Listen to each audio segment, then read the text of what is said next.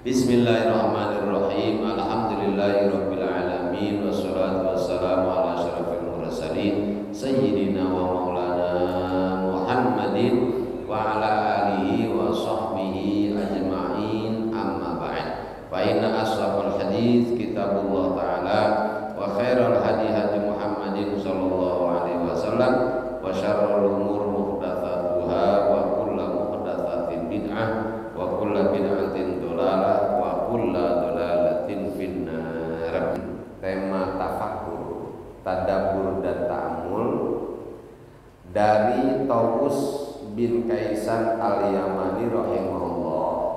Beliau berkata, orang-orang Hawari, yakni sahabatnya Nabi Isa alaihi salatu wasalam, itu bertanya kepada Nabiullah Isa alaihi salatu wasalam, wahai Ruhullah, apakah di bumi ini sekarang, di bumi ini ada orang yang seperti engkau? Jawab Nabi Isa alaihi salatu wasalam, ya.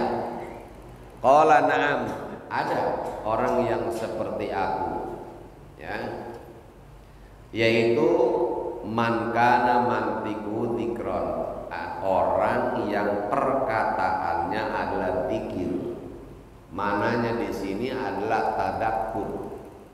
Kemudian dan mudakkir, yakni orang yang perkataannya membuat menjadi zikir dan membuat orang menjadi zikir. Maksudnya sadar, ya. Kan ada jemaah rumah, kalau kita dalam keadaan sedang punya masalah, datang kepada seseorang, lalu dia menyampaikan kepada kita, nih perkataan apa yang disampaikannya itu membuat kita menjadi ingat kembali, sadar kembali. Nah, ini nih maksudnya, ya. Jadi intinya apa? Ilmu. Suatu hari Nabi Shallallahu Alaihi Wasallam bersabda kepada Sayyidina Ali begini, Ali, kalau orang-orang yang mendekatkan diri kepada Allah dengan kalimat-kalimat, dekatkanlah dirimu kepada Allah dengan ilmu. Makanya Nabi pernah lewat, ya, ada sekelompok orang yang sedang berzikir, ya, baca la ilaha illallah terus dan sebagainya gitu, ya. Ya, termasuk baca apa? Ya, kayak ratib dan sebagainya. Kemudian satu lagi ada majelis lagi kajian ilmu. Maka Nabi SAW bersabda, kalau Allah menghendaki, maka Allah akan terima zikir atau doanya. Kalau enggak, ya enggak. Lalu Rasulullah mampir di tempat kajian ilmu. Tentu Nabi juga diem-diem, Pak, sebab kalau kelihatan oleh ya orang itu ada Rasul, mana berani nanti orang-orang mengkajinya. Itulah jamarimullah, membuat orang ingat, membuat orang sadar. Dan itu biasanya yang begitu kan orang alim, Pak, ya. Kemudian wasumtu fikron, diamnya itu adalah tafakur. Mungkin saya pernah ceritakan jamarimullah, ya, bahwa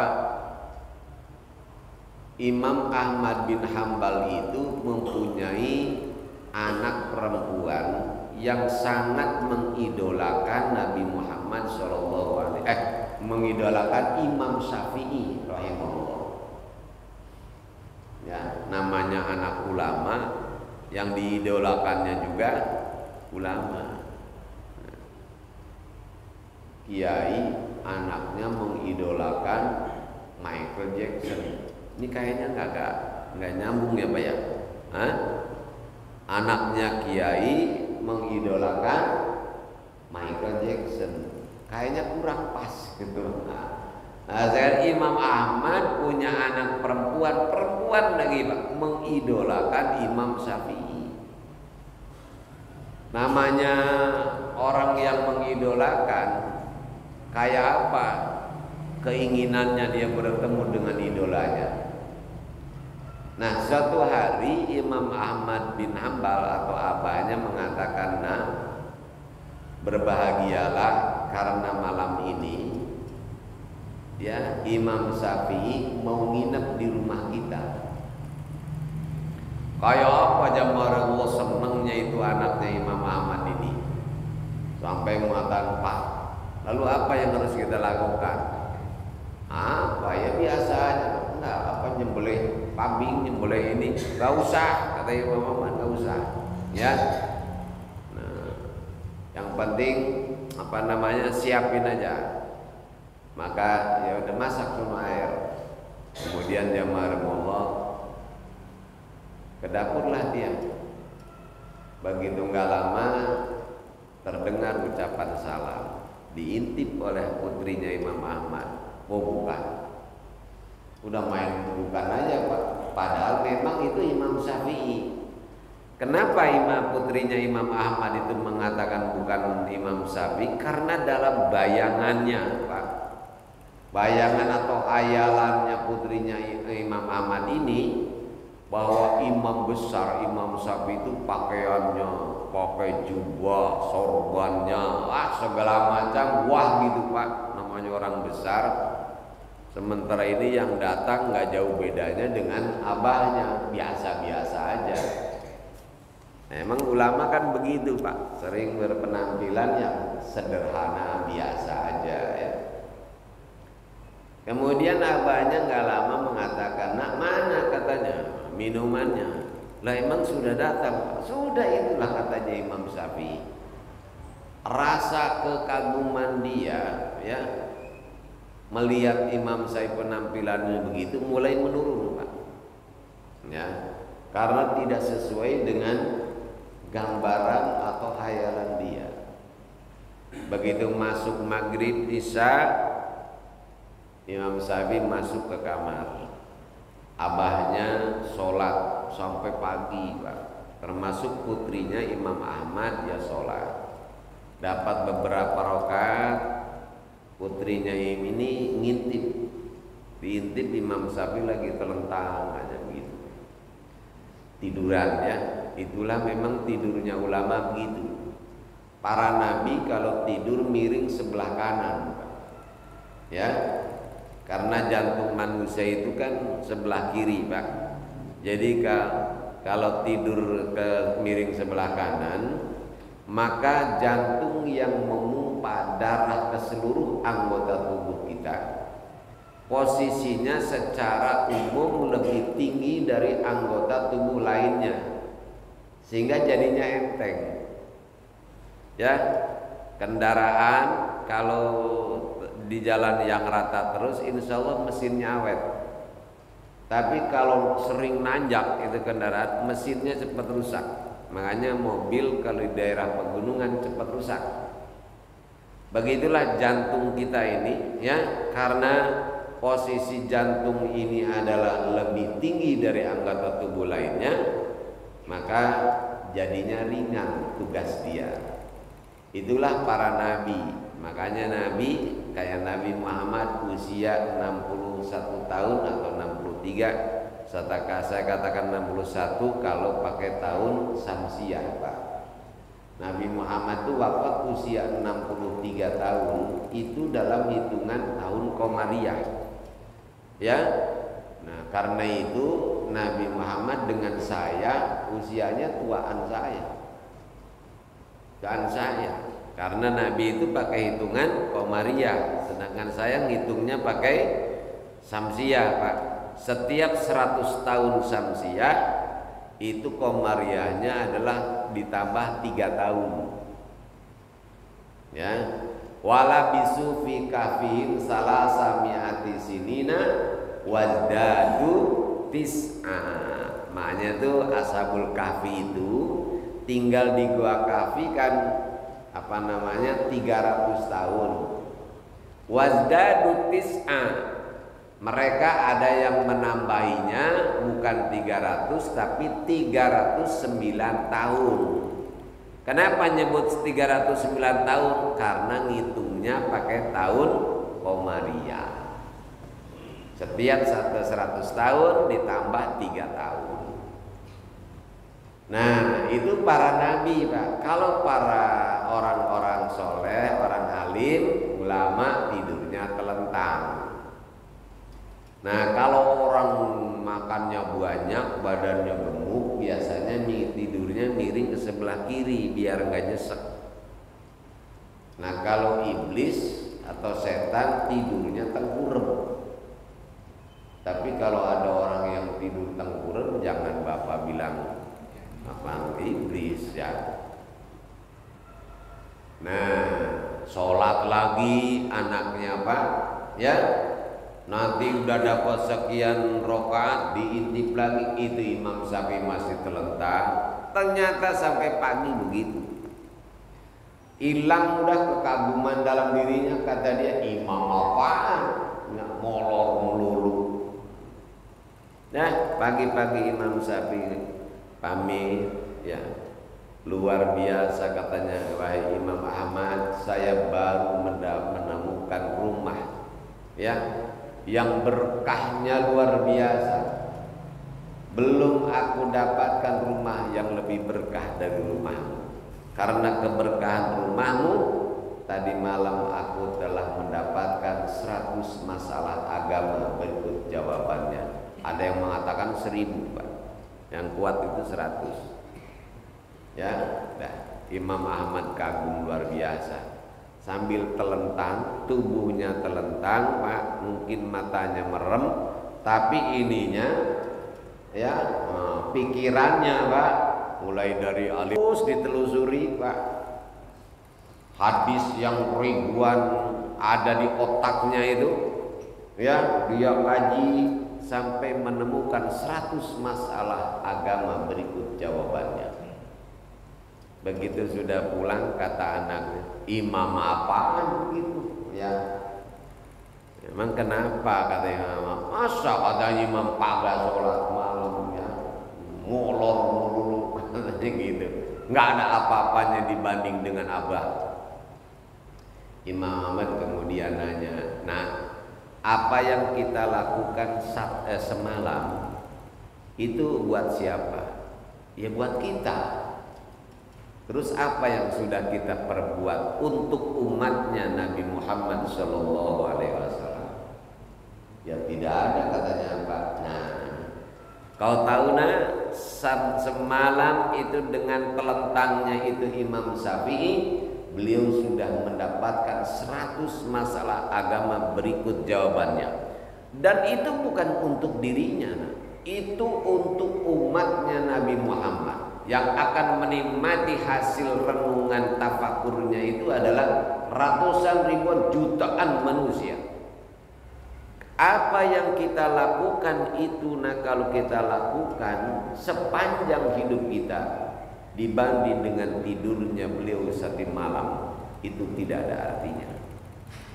Itu namanya diamnya tapi berpikir, gitu ya. Bukan diamnya bengong, diamnya itu berpikir, kata Nabi Isa. Kemudian wa nadruhu ibrah, sementara penglihatannya itu adalah pelajaran. Setiap dia melihat sesuatu dia ambil, dia petik pelajaran. Hikmahnya apa? Ada orang berantem, kan nggak mungkin begitu orang ketemu tahu-tahu bagiku berantem, mesti ada sebabnya. Apa sebabnya? Nah, ini namanya ngambil pelajaran, ya. Diambil pelajaran, ya Allah. Oh, ini penyebabnya. Berarti kalau saya nggak pingin berantem dengan orang, jangan sampai melakukan sebab ini. Kenapa orang berdagang bisa untung? Oh, karena ini. Kenapa bisa rugi? Oh, karena ini. Kenapa orang sekolah lulus? Karena ini. Kenapa nggak lulus? Karena ini. Ada sebab. Nah, itu namanya ambil pelajaran dari sana. Dan banyak orang yang belajar dari pepohonan, belajar dari hewan, ya, belajar dari alam inilah. Nah, itu namanya ibroh. Setiap penglihatannya, apa yang dia lihat, dia petik pelajaran dari sana. Lah, kalau sudah seperti itu, gimana ilmunya nggak terus bertambah? Kualitas keimanan akan bertambah, kualitas keilmuannya akan bertambah. Dengan sendirinya nilai ibadahnya pun akan terus bertambah dan bertambah. Nah, kata Nabi Isa alaihissalam, kalau ada tuh orang yang begitu, maka dia sama dengan aku. Waqala Rasulullah sallallahu alaihi wasallam, waqala Al-Hasan Al-Basri rahimahullah. Hasan Al-Basri ini, Pak, adalah seorang tabi'in, ulama besar. Beliau itu bertetangga dengan seorang pendeta. Kalau pendeta itu bepergian, alhamdulillah, dia nitip kuncinya sama Syekh Hasan Al-Basri. Begitu juga sebaliknya. Jadi dua tokoh agama ini luar biasa bersahabat, bertetangga, bersahabat. Itu aja, berteman.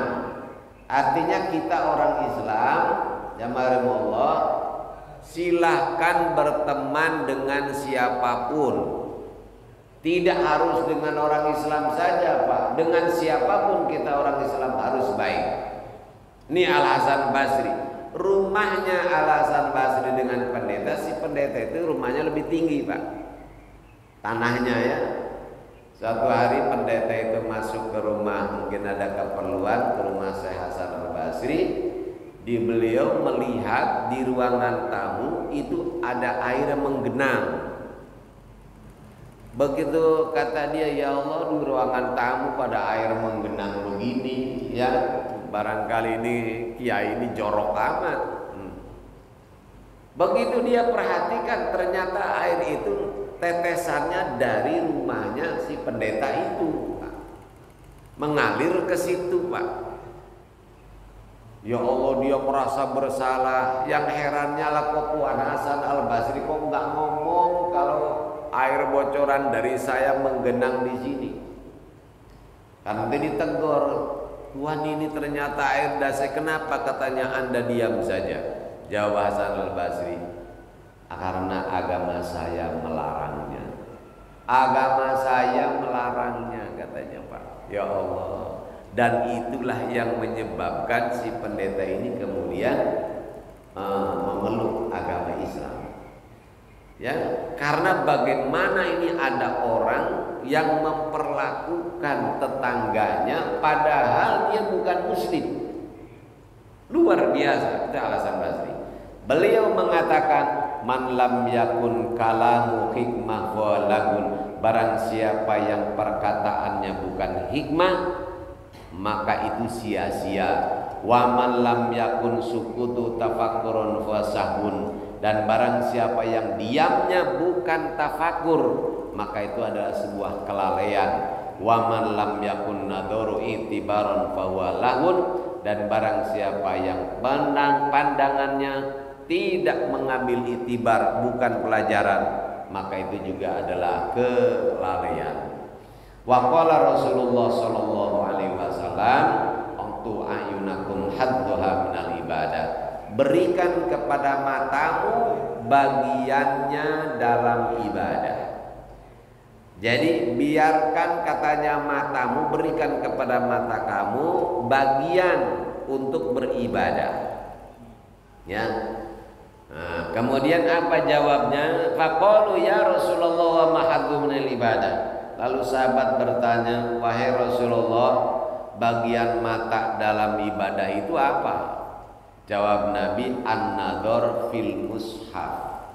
Pertama adalah melihat, nadhar fil mushaf, bukan ru'yah tapi pakainya nadhar. Jadi kalau nadhar enggak cuma sekedar melihat, Pak. Ai qiraatul Quran nadron fil mushaf, ya, yakni membaca Al-Qur'an. Karena apa? Fa innahu afdhalu min qiraati. Karena memandang, memperhatikan, ya, Al-Qur'an itu lebih baik daripada membaca. Nah, jadi pertama adalah memandang Al-Qur'an. Ada 3 pandangan yang mengandung kebaikan, mengandung pahala. Satu adalah memandang Ka'bah. Makanya para sahabat itu dulu kalau bikin rumah, jendelanya itu arahnya ke Ka'bah. Sehingga kalau di rumah mereka menatap di Ka'bah, melihatnya saja udah dapat pahala. Yang kedua, melihat wajah orang alim. Memandang orang alim, memandang kiai, itu berpahala. Yang ketiganya memandang Al-Qur'an. Ngelihat doang Al-Qur'an, jemaah Allah, itu sudah dapat pahala. Ngelihat doang, apalagi membacanya, walaupun tidak memahami maknanya. Jadi kalau ada orang mengatakan percuma membaca Al-Quran kalau enggak ngerti maknanya, ini orang ini tanpa disadari dia sudah menjadi agen, Pak, bagi orang yang pingin menjauhkan umat Islam dari Al-Quran. Cuma dia nggak sadar. Sekarang kalau nggak dapat pahala, nggak dapat apa, ngapain baca Quran lah yang nggak ngerti? Akhirnya nggak pada baca Quran, jamaahullah. Nggak usah didengerin tuh yang begitu. Firman Allah jangan disamakan dengan ucapan-ucapan yang lainnya. Itu melihat saja. Kemudian watafakkur fihi, lalu direnungkan, kata ayat ta'ammul fi ma'aniha. Lalu kata Rasulullah, hayati maknanya. Ya, hayati maknanya.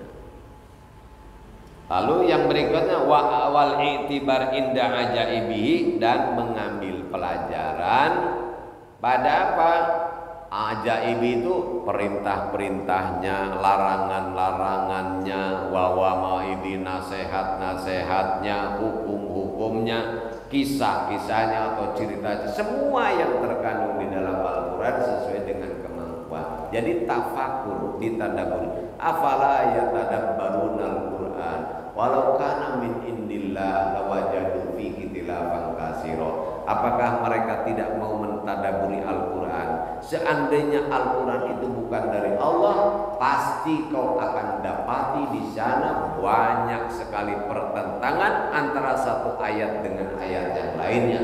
Kalau bukan Allah, makanya kalau ada kitab suci, satu ayat dengan ayatnya lain,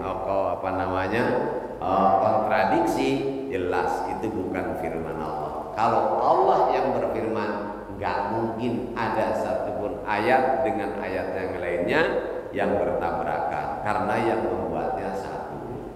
Nah, itu kita mendapatkan pelajaran mungkin. Jamaah rahimakumullah. Lalu waqala Umar bin Aziz berkata, waqala Wahab bin Munabbih berkata, Wahab bin Munabbih rahimahullah taala, ma tala fikratum mri'in qattu illa alima wa ma alima murun qattu illa amila. Tidaklah seseorang itu sering atau lama dia bertafakur, berpikir, melainkan dia menjadi orang alim. Artinya, atau bahasa lain, orang kalau sering, kalau banyak berpikir, ya pasti dia akan menjadi orang pinter. Gitu.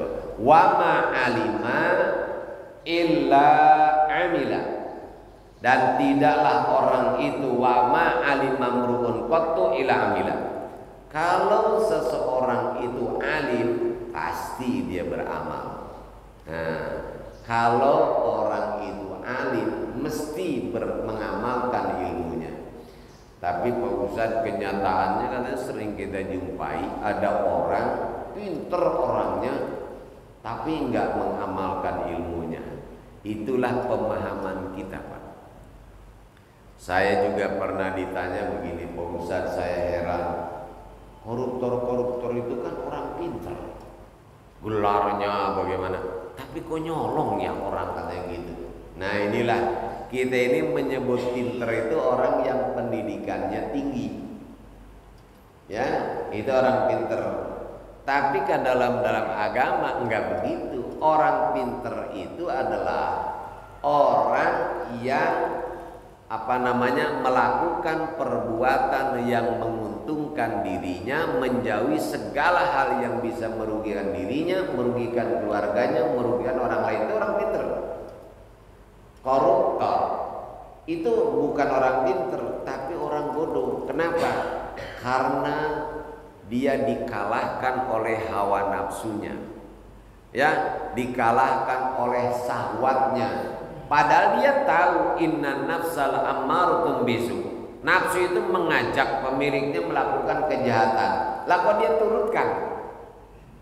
Makanya kata Abi Dzar Al-Ghifari, seseorang akan dikatakan alim selama dia masih mau belajar. Ketika dia merasa sudah alim, maka dia adalah orang bodoh. Kata sahabat Abi Dzar Al-Ghifari begitu. Jadi orang pintar bukan orang yang sekolahnya tinggi, tapi orang yang mampu melakukan atau yang menyayangi dirinya, menyayangi keluarganya, menyayangi orang lain dengan cara tidak melakukan sesuatu yang merugikan dirinya, merugikan keluarganya, merugikan orang lain. Nah, itulah. Kemudian waqala Umar ibnul Aziz, berkata Umar bin Abdul Aziz, al-fikra fi ni'amillah azza wa jalla min afdal ibadah. Mentafakuri, menghayati, memikirkan nikmat Allah azza wa jalla itu adalah ibadah yang paling mulia. Wa qala Abdullah bin Mubarak, berkata Abdullah bin Mubarak, yauman li Sahal bin Ali, pada suatu hari kepada Sahal bin Ali rahimahumullah, wa ra'ahu sakitan mutafakkiran aina balagta qala asiran. Jadi Abdullah bin Mubarak itu melihat Sahal, dia ini sedang bertafakur. Lalu ditanya oleh Abdullah Mubarak, sudah sampai mana sampean? Jawabnya sampai sirat. Nah, ini yang akal kita sulit nerima, Pak ya. Bagaimana dia diam di situ tapi dia sudah sampai di sirat. Dulu Nabi Allah Zakaria berjalan dengan Nabi Isa. Lagi jalan tiba-tiba Nabi Zakaria Pak nabrak ibu-ibu. Kata Nabi Isa begini, saudaraku, apa kurang gede itu orang? Ya, bagaimana kamu berjalan bisa nabrak orang? Kata Nabi Isa, kata Nabi Zakaria, Nabi Yahya, Isa, tubuhku memang berjalan denganmu, tapi jiwaku ada di aras Allah. Ini kan susah Pak, akal kita itu susah menerima yang begini ya. Nah, tapi walaupun susah, jangan lantas kita katakan itu salah. Boleh jadi karena akal kita nggak menerima itu karena keterbatasan pengetahuan wawasan kita. Bapak-bapak yang saya hormati, alam yang kita saksikan ini namanya alam syahadah. Ya, ini namanya alam syahadah dunia ini. Di balik alam ini ada lagi alam malakut. Ya. Nah, Allah karuniakan kepada kita dua mata. Mata dohir yaitu basor. Kemudian ada lagi mata batin kita yang sering kita sebut mata hati, namanya basiroh. Basor kita hanya bisa melihat alam syahadah ini, Pak. nggak bisa melihat alam malakut. Ya, berbeda dengan apa namanya basiro. Nah, syaratnya alam syahadah ya, basor bisa melihat alam syahadah. Dua, satu karena tidak jauh, yang keduanya tidak ada hijab.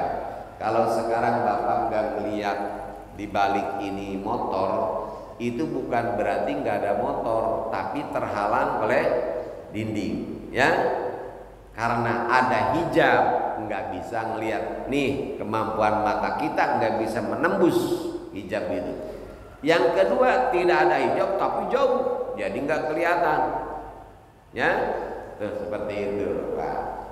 Kemudian sekarang ini basiroh kita, Pak, bisa melihat alam malakut, bisa melihat, ya. Syaratnya satu, tidak ada hijab. Bukan jauh, Pak, karena buat basiro, buat hati kita nggak ada jarak, jauh dekat sama saja, ya, jauh dekat sama saja. Karena itu bagi malaikat dari langit ketujuh ke bumi ini nggak pakai hitungan jam-jaman, menit-menitan, enggak, ya. Shot udah nyampe, udah berarti buat mereka, buat malaikat Jibril. Kalau buat malaikat Jibril nggak berarti, apalagi buat yang menciptakan malaikat Jibril. Itu makanya tidak ada Allah itu berhubungan dengan waktu, ya. Selanjutnya jamaah Allah, jadi tidak ada hijab, ya, tidak ada hijab. Dah, saya gambarkan begini. Dari sini ke Masjidil Istiqlal itu kurang lebih 25 kilo, Pak. 25 apa 15? Udah segitulah ya, 15 kilo dah. 15 kilo. Dari Jakarta ke Mekah itu 8.008 km. Kalau saya menyebutkan Istiqlal, Masjid Istiqlal, mesti Bapak yang pernah melihat Masjid Istiqlal tergambar itu kan, gambar Masjid Istiqlal itu dalam khayalan Bapak, ya. Nah, begitu juga ketika saya menyebutkan Masjidil Haram, bagi Bapak yang pernah masuk ke pernah melihat Masjidil Haram, langsung tergambar Masjidil Haram sesuai dengan yang pernah Bapak lihat. Nah, masuknya gambar atau Masjid Istiqlal ke alam khayal kita dengan masuknya gambar Masjidil Haram, kecepatannya sama enggak, Pak? Hah? Sama ya? Iya. Dah, misalnya ini ya. Begitu saya menyebutkan Masjidil Istiqlal, langsung masuk ke dalam khayalan kita, tergambar. Kenapa? Karena cuma 15 kilo. Begitu saya menyebutkan Masjidil Haram, baru masuknya itu setengah jam kemudian karena jauh. Apa seperti itu, Pak? Tidak kan? Kecepatannya sama. Jadi buat hati kita, Pak, nggak ada jauh dekat itu, nggak ada. Itulah makanya buat malaikat nggak berarti, Pak, jarak jauh. Kalau buat malaikat, buat hati nggak berarti jarak jauh, apalagi buat yang menciptakan malaikat, menciptakan hati. Nah, Nabi SAW melewat ke kuburan bersama sahabat. Tiba-tiba Nabi berhenti, mematahkan pelepah korma, dibagi dua, ditancapkan di dua kuburan. Kata sahabat, ada apa Rasulullah? Kata Rasul, aku lihat ada dua orang penghuni kubur yang sedang disiksa bukan karena dosa besar. Maka aku berharap selama ini masih seger, dapat meringankan dosa, meninggalkan siksanya. Jamaah Allah, apa istimewanya pelepah korma kok bisa meringankan itu? Hanya ditancapkan saja bisa meringankan siksa. Coba pakai akal kita, apa masuk akal? Jamaah Allah, sulit jamaah Allah. Tapi Rasulullah nggak mungkin melakukan sesuatu yang sia-sia. Nah, Rasulullah bisa melihat, Pak, ada orang disiksa. Kenapa sahabat ini enggak? Ya. Rasulullah ditanya oleh seorang sahabat Rasulullah, bapak saya ada di mana? Kata Rasul, bapakmu ada di neraka. Nangislah orang itu, Pak. Dari mana Rasulullah bisa melihat seperti itu? Nah itu neraka, surga, kuburan itu adalah bagian dari alam malakut. Ada di alam malakut, Pak. Jadi Rasul bisa melihat. Apa kita itu bisa? Sama, kita juga bisa. Asalkan hijabnya, nah ini tersibak. Jamaahumullah, kata Rasulullah, kalau kamu lihat orang meninggal, maka pejamkan matanya. Karena ketika orang dicabut nyawa, itu si matanya melihat kemana arahnya itu ruh. Jamaah, ruh itu termasuk adalah suatu yang gaib, yang enggak mungkin bisa dilihat. Tapi kenapa Rasulullah mengatakan begitu? Ya, bisanya kita melihat ruh itu karena saat itu hijab dibuka oleh Allah sehingga kita bisa melihat sesuatu yang gaib. Apa hijab itu? Hijab itu antara satu adalah hubbud dunia, cinta dunia. Saya sering katakan, silakan Bapak kalau bisa seperti Nabi Sulaiman atau lebih kaya dari Nabi Sulaiman. Tapi kaya Nabi Sulaiman enggak cinta kekayaan Nabi Sulaiman. Kaya tapi enggak cinta kekayaan. Pak, saya lagi umroh tahun 19. Itu kapal mengalami ya sedikit gangguan. Bagi orang yang udah biasa naik kapal itu bukan suatu hal yang mengerikan. Tapi bagi orang yang pertama naik, Pak, wah itu udah mengerikan, bayangannya macam-macam. Ketika kapal begini, itu yang keluar dari mulut dari penumpang, Allahu Akbar, la ilaha illallah, astagfirullah, kalimat-kalimat dzikir. Maka kata saya, benar sekali Allah mengatakan, ala bidzikrillah tatmainnul qulub. Hanya dengan berzikir kepada Allah, hati kita akan tenang, setidaknya mengurangi ketakutan kita. Itu satu. Yang kedua, kenapa semua penumpang ini enggak ada yang menyebut anaknya, anakku, suamiku, istriku, tabunganku, gitu? Enggak ada Pak yang disebut itu. Yang disebut adalah nama Allah. Nah, kalau dalam kekalutan seperti itu lupa kepada harta kekayaannya, dia hanya ingat kepada Allah. Apalagi saat orang dicabut nyawa, biar kita tidur berkasurkan duit, enggak mungkin pikiran kita ingat duit saya, harta kaya. Kenapa? Hubbud dunia kita hilang saat itu, Pak, ketika dicabut nyawa. Karena hubbud dunia atau cinta dunia hilang saat itu, maka hijab itu kemudian tersibak, Pak. Karena hijabnya itu dindingnya terbuka, maka kita bisa melihat ruh yang tadinya nggak pernah bisa terlihat. Itu karena hijab, ya. Nah, Rasulullah begitu juga bisa melihat siksaan dalam kubur di neraka. Kenapa? Karena hijab itu terbuka buat Rasulullah, sehingga tidak ada batas pada saat itu. Gitu ya jemaah. Nah ini baru hijab satu, Pak. Nanti kedua ketiganya ya kita akan akan bahas lagi karena sudah bunyi tit ya. Mudah-mudahan Allah Subhanahu wa taala panjangkan umur kita dalam taat kepadanya. Allah tambahkan iman dan Islam kita, Allah kuatkan keyakinan kita, Allah bimbing hati kita ke jalan yang diridhoi dan dicintainya. Allah hiasi hati kita dengan akhlak yang mulia, Allah bersihkan hati kita dari akhlak yang hina. Allah limpahkan rahmat, taufik dan hidayah kepada kita dan cucu kita, sehingga selama hidup kita istiqomah menjalankan perintahnya, menjauhi larangannya, dan manakala wafat semoga Allah wafatkan kita semua dalam keadaan husnul khatimah.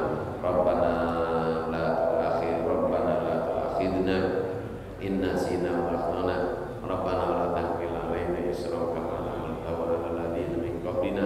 Rabbana wa la tuhammilna ma la taqata lana bihi wa'fu 'anna waghfir lana warhamna anta maulana fansurna 'alal qawmil